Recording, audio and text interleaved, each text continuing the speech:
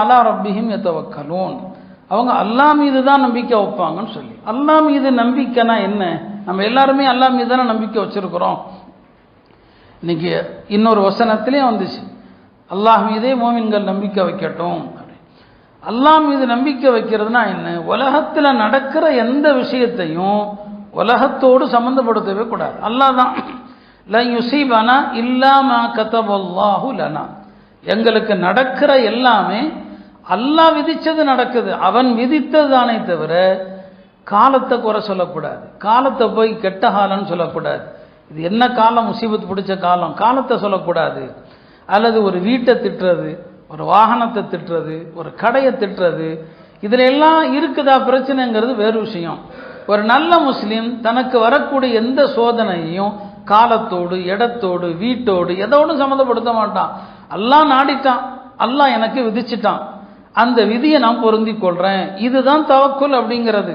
அப்போ உலகத்தில் நடக்கிற எந்த விஷயத்தையும் உலக பொருளோடு சேர்க்காம அல்லாஹ் நாடி விட்டான், நான் பொருந்தி கொண்டேன் என்று சொன்னால் இதற்கு பேர் தான் தவக்குல். இதுதான் குர்ஆன்ல ஹஸ்பி அல்லான்னு சொல்றது. இதெல்லாம் அதை எது நடந்தாலும் சரி அல்லாஹ் நாடிட்டான். இப்ராஹிம் அலைஹிஸ்ஸலாமுக்கு நெருப்பு அதாவது குளிர்ச்சியா ஏன் மாறுச்சு எல்லாம் சொல்லுவாங்க. அவங்க சொன்ன ஒரு வார்த்தை நெருப்பு குண்டத்தில் போடப்படும் போது ஹஸ்பி அல்லான்னு சொன்னாங்க. இப்னு அப்பாஸ் சொல்லுவாங்க, இந்த ஹஸ்பி அல்லாங்கிற ஒரு சொல்லு தான் அந்த நெருப்பை குளிராக மாத்துச்சு. இப்ராஹிம் அலைஹிஸ்ஸலாம் சொன்ன உறுதியோடு நாமும் சொன்னால் அதே மாற்றத்தை பார்க்கலாம் இல்லையா? நம்ம அரசாங்கம் பல அச்சுறுத்தல்களை நமக்கு தருது, பல சட்டங்கள்ல. நீங்க அது செய்தியா படிக்காதீங்க. மத்திய அரசாங்கம் முஸ்லிம்களுக்கு எதிராக ஒரு சட்டத்தை போடுது, ஹஸ்பி அல்லான்னு சொல்லுங்க. அந்த மாதிரி ஒரு செய்தியை படிச்சா இதை நீங்க சொல்லணும், எல்லா முஸ்லிம்களும் இந்த நம்பிக்கைக்கு வந்துட்டாங்க, அல்லாஹ்வுடைய உதவி வரும். இதான் அலா ரப்பிஹிம் யதவக்கலூன். இது மூணாவது சிஃபத். நாலாவது என்ன சொல்றான்? யுகீமுனஸ் ஸலாத், தொழுகையை கரெக்டாக நிறைவேற்றுவாங்க. அது தொழுகைங்கிற டாபிக்லாம் நான் இப்போ போக விரும்பல. ஐந்தாவது வமிம்மா ரஸக்னாஹும் யுன்ஃபிகூன், அல்லாஹ் வழங்கியவற்றிலிருந்து செலவு செய்வாங்க. அருமையானவர்களே, செலவு செய்கிறது பணக்காரர்களுடையது மட்டுமல்ல, எல்லாரும் செலவு செய்யணும், ஏழைகளும் செலவு செய்யலாம். இன்றைக்கு ஓதப்பட்ட வசனத்தில் அல்லாஹ் அதையும் சொல்றான். தபூக் போருடைய நேரத்தில் பெருமானார் ஸல்லல்லாஹு அலைஹி வஸல்லம் உதவி செய்யுங்கன்னு சொல்றாங்க. உதவி செய்யுங்கன்னு சொன்னா பணக்காரர்கள் அவர்கள் தகுதிக்கு கொடுக்குறாங்க. அப்துர் ரஹ்மான் இப்னு அவுஃப் கொடுத்தாரு, 4000 திர்ஹம் கொடுத்தாருங்க. 4000 திர்ஹம்னா கணக்கு போட்டு வரணும்னு நினைச்சேன். ஒரு திர்ஹம் என்பது 3 கிராம் வெள்ளி. 3 கிராம் வெள்ளி. 4000 திர்ஹத்தை 3 கிராம்ல நீங்க பெருக்கி பாருங்க, இன்றைய மதிப்பை போட்டு பாருங்க, அவர் எவ்வளவு கொடுத்துருப்பாரு. ஒரு பணக்காரன் உண்மையான கொடை வள்ளல் யாருன்னா தேவையில்லவர்களுடைய தேவையை மொத்தமா நிறைவேற்றணும். ஒரு பணக்காரர் இடத்துல ஒரு ஏழை மருத்துவ செலவுக்கு வர்றாரா, 5000 ரூபா 10000 ரூபா கொடுக்க கூடாது. உனக்கு எவ்வளவு செலவு? 1 லட்சம் ரூபாயா? 1 லட்சத்தை கொடுக்கணும், இன்னொரு தட்ட போகாத, நான் தர்றேன். ஒரு பணக்காரர் இடத்துல ஒரு சமுதாயத்தினுடைய காரியத்துக்கு வர்றாங்களா, எவ்வளவு செலவு? நான் தர்றேன். ஒரு பள்ளிவாசல் வசூலுக்கு வர்றாங்களா, எவ்வளவு பட்ஜெட்டு? நான் தர்றேன், வேற யார்ட்டையும் போகாதீங்க. இவர் தான் பணக்காரர். சஹாபாக்கள் அப்படிதான் இருந்தாங்க, இப்படிதான் கொடுத்தாங்க. அப்ப அப்துர் ரஹ்மான் இப்னு அவுஃப் கொடுக்கிறாரு, 4000 திர்ஹம் கொடுக்கிறாரு. ஆசிம் பின் அதிங்கிற ஒரு சஹாபி, அவர் 100 வசக்கு பேரிச்சம்பழத்தை கொடுக்கிறார். 100 வசக்குங்கிறது கிட்டத்தட்ட 2000 டன்.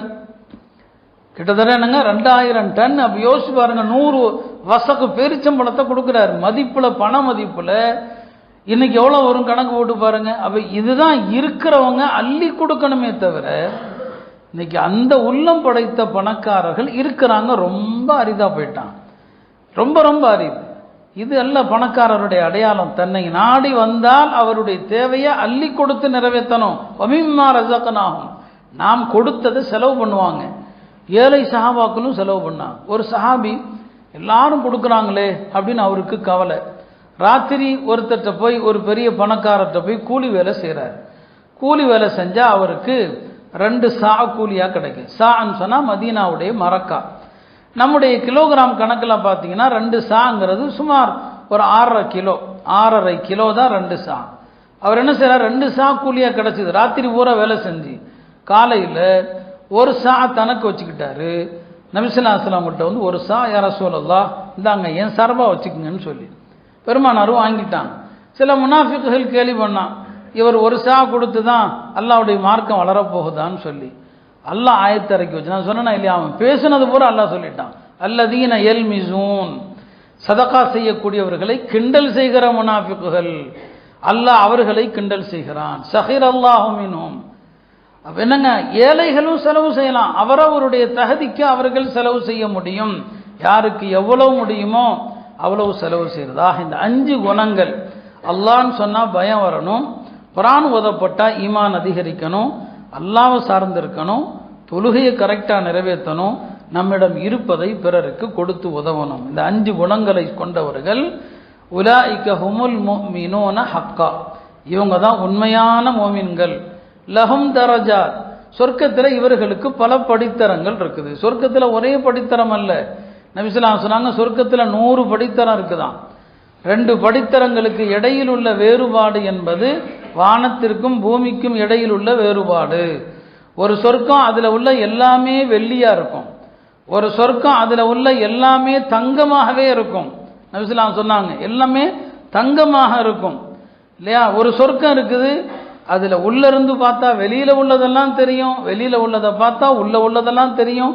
அது முழுக்க முழுக்க கண்ணாடியில் செய்யப்பட்ட சொர்க்கம்.